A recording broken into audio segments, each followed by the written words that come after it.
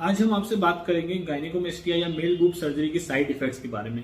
क्योंकि कई लोगों को बताया जाता है कि प्रोसीजर बड़ी सिंपल है, 1 घंटे में आप वापस जा सकते हैं, लेकिन लोगों का मेन कंसर्न रहता है कि उसमें बाद में कोई आफ्टर केयर तो नहीं रहेगी, कोई साइड इफेक्ट नहीं हो सकता या कोई बड़ा कॉम्प्लिकेशन तो नहीं हो जाएगा।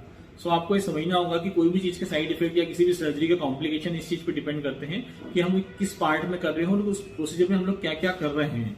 जो गायनेकोमेस्टिया रहता है इसमें हम लोग बेसिकली सुपरफिशियल रहते हैं, मतलब स्किन के जस्ट नीचे रहते हैं, स्किन और मसल्स के बीच में रहते हैं। सो स्किन से रिलेटेड साइड इफेक्ट होने की सबसे ज्यादा संभावना रहती है। इस जो साइड इफेक्ट की अगर हम बात करें तो स्वेलिंग हो सकती है, रेडनेस हो सकती है, अनइवननेस हो सकता है, मतलब कहीं पे ज्यादा कहीं कम।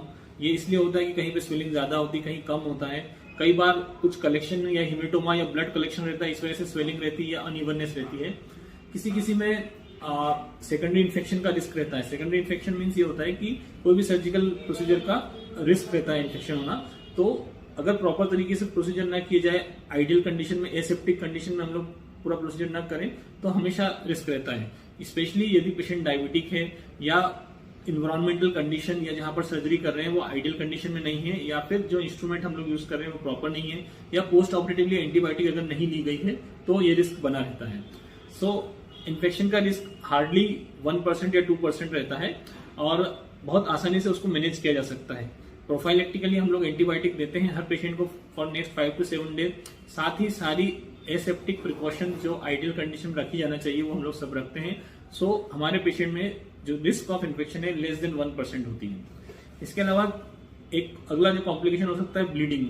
कोई भी सर्जरी करते हैं अंदर कुछ ब्लीडिंग होना ही रहता है। मोस्टली हम लोग उसी समय उसको हेमोस्टेसिस अचीव कर लेते हैं, वेसोकंस्ट्रिक्टर एजेंट देते हैं जो सॉल्यूशन डालते हैं उसमें जिससे कि ब्लीडिंग ना हो, लेकिन फिर भी माइनर ब्लीडिंग अगर होती है अंदर तो बॉडी उसको क्लॉट बना लेती है या फिर एब्जॉर्ब हो जाता है। वो rare of the rare condition में कुछ सीवियर ब्लीडिंग होने का रिस्क रहता है। उसको भी हम लोग बचाने के लिए उस पर कंप्रेशन गारमेंट पहनने का बोलते हैं पेशेंट को फॉर नेक्स्ट 5 to 7 डेज, ताकि अंदर कुछ कलेक्शन ना हो, यदि कुछ हो तो वहीं की वहीं वो रुक जाए।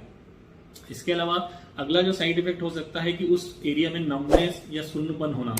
जो निप्पल वाला एरिया रहता है वहां पर इसके प्रोसीजर के बाद टेम्पररी एनेस्थीसिया या लॉस ऑफ सेंसेशन रहता है, वो धीरे धीरे रिकवर करता है अगले 4 to 5 मंथ्स में। जो पेरीफेरी रहता है निप्पल के सराउंडिंग एरिया, वहां का भी जो सेंसेशन है वो नॉर्मल से थोड़ा कम रहता है शुरू के कुछ हफ्तों तक। अगर हम और दूसरे साइड इफेक्ट्स की बात करें तो रेयरली सिरोमा फॉर्मेशन भी एक हो सकता है। सिरोमा फॉर्मेशन मीन्स स्पेशली उन केसेस में होता है जिसमें हम लोग बड़ा गायनेकोमेस्टिया ट्रीट करते हैं, ग्रेड 4 टाइप का या ग्रेड 5 का। उसमें बहुत ज्यादा फैट निकालने का, सक्शन करने का रहता है, तो उसमें कुछ वाटरी कलेक्शन निकलता रहता है for next few days. That is called seroma. Normal condition में वो सेल्फ लिमिटिंग रहता है या थोड़ा होता है तो बॉडी उसे एब्जॉर्ब कर लेती है। यदि बहुत ज्यादा रहता है तो उसे हम लोग जहां से हमने ड्रेन डाला है, जहां से हमने इंसिजन लगाया, वहीं से उसे डायलेट करके जो अंदर कलेक्शन है उसे हम लोग निकाल सकते हैं। उसमें बहुत ज्यादा बड़ा कोई कॉम्प्लिकेशन होने का या डर नहीं रहता है, सिर्फ ड्रेसिंग करने का समय बढ़ जाता है। तो ये जो सारे कॉम्प्लिकेशन है हमेशा नहीं होते हैं, बहुत इनका जो चांसेस रहता है 1 या 2% रहता है। और यदि सही सेटअप में, सही सर्जन में के गाइडेंस में अगर करा जा रहा है तो ये प्रैक्टिकली ये सारे कॉम्प्लिकेशन देखने में नहीं मिलते हैं। इसके अलावा जो कॉम्प्लिकेशन अगर हम बात करें तो थोड़ा सा अनइवननेस रहता है। अनइवननेस कई बार ऐसा लगता है कि कहीं पूरा ग्लैंड नहीं निकाला है या कुछ छोड़ दिया है, तो ऐसा नहीं रहता है, क्योंकि हम लोग जब उसको ओपन करते हैं तो कंप्लीटली जितना मैक्सिमम पॉसिबल है सराउंडिंग का एरिया और निप्पल वाले रीजन का कंप्लीट ग्लैंड रिमूव करते हैं। लेकिन टेम्पररी हार्डनेस इसलिए हो सकती है कि कई बार कुछ ब्लीडिंग होती है, वो ब्लीड होके वो जम जाता है, ब्लड क्लॉट बन जाता है और वो एक हार्ड नूडल के रूप में फील होता है। तो उसमें बहुत ज्यादा कुछ करने का जरूरत नहीं रहता है, जस्ट पेशेंट को हम लोग रिश्योर करते हैं, उसके लिए कुछ कंप्रेशन गारमेंट जो पहन रहे हैं उससे कंटिन्यू करने का बोलते हैं और उसको मसाज करने का बोलते हैं बाय सेम ऑइंटमेंट।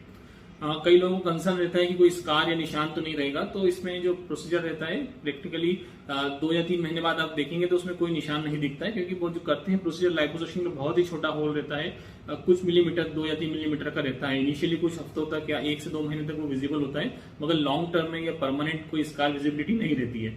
जो दूसरा इंसिजन हम लोग लगाते हैं निप्पल एरियोला और स्किन के जंक्शन पे लगाते हैं, तो जो जंक्शन पे लगने की वजह से, मतलब ब्लैक और नॉर्मल स्किन के जंक्शन पे होने की वजह से उसकी भी विजिबिलिटी नहीं के बराबर रहती है।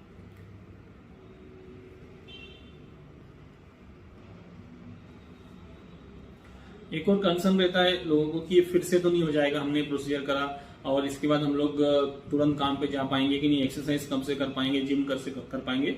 तो ये जो गायनेकोमेस्टिया है मोस्टली 14, 15, 16 ये एज में मोस्टली डेवलप होता है। हमारे पास जो पेशेंट आते हैं वो, या हम लोग सर्जरी करते हैं, वो 18 प्लस 19, 20 साल से अधिक उम्र के रहते हैं। तो एक बार आपका वो एज निकल जाता है तो हार्मोनल इम्बैलेंस वाला जो एज है वो निकल चुका रहता है। तो हमने यदि उसको कम्प्लीटली निकाला है सर्जरी के द्वारा तो फिर से होने का कोई चांस नहीं रहता है उस जगह पर गायनेकोमेस्टिया का।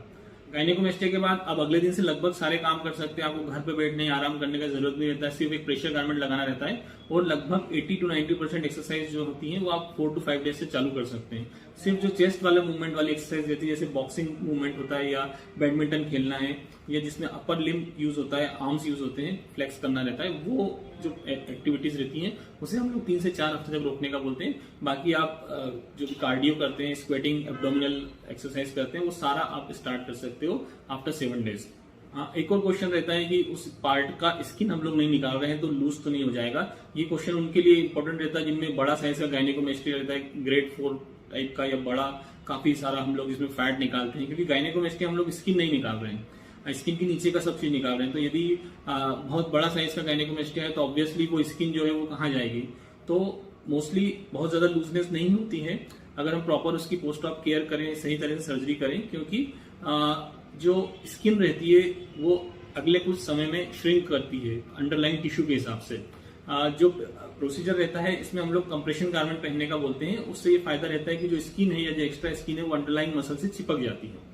दूसरा, जो ये प्रोसीजर रहती है मोस्टली यंग पेशेंट में रहती है, तो यंग पेशेंट में इलास्टिसिटी स्किन की अच्छी रहती है, जिसकी वजह से अगले कुछ महीनों में वो ग्रेजुअली श्रिंक कर जाती है। दूसरा, जो हम लोग प्रोसीजर करते हैं इसमें रॉ एरिया या ट्रॉमा होता है स्किन के अंडर सरफेस पे, मसल के सुपरफिशियल सरफेस पे। तो जब ये घाव, स्किन के अंडर सरफेस का घाव जब भराता है तो वो श्रिंक करता है। तो श्रिंक करने की वजह से स्किन भी कॉन्ट्रैक्ट करती है। तो इन सब कारणों की वजह से, अनलेस बहुत ही ज्यादा बड़ा साइज है, बिल्कुल फीमेल ब्रेस्ट की तरह है, मोस्ट ऑफ द कंडीशन में कोई लूजनेस नहीं रहती है लॉन्ग टर्म में आफ्टर 2-3 मंथ्स में, और हमें कभी भी स्किन निकालने का जरूरत नहीं पड़ता है गायनेकोमेस्टिया के किसी भी ग्रेड की प्रोसीजर में।